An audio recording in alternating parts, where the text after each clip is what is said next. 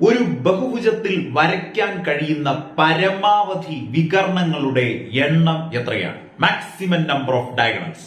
ഓർത്തിരിക്കുക, ഇങ്ങനെയാണ് n into n minus 3 divided by 2 എന്നാണ്. മറക്കരുത്, n into n minus 3 divided by 2 എന്നാണ്. n എന്ന് പറഞ്ഞാൽ എത്ര വശങ്ങൾ ഉണ്ടാകും എന്നാണ്. അങ്ങനെയാണെങ്കിൽ നമുക്കൊന്ന് പറഞ്ഞു നോക്കാം.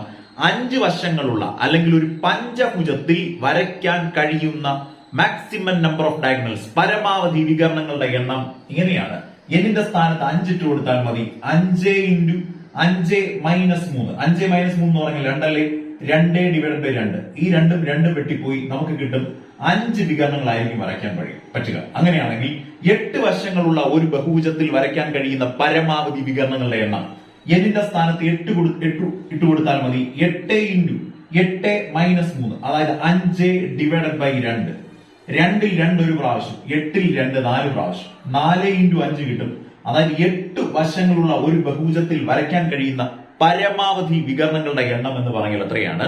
20 എണ്ണമാണ്. അപ്പൊ മറക്കരുത്, n into n minus 3 divided by 2.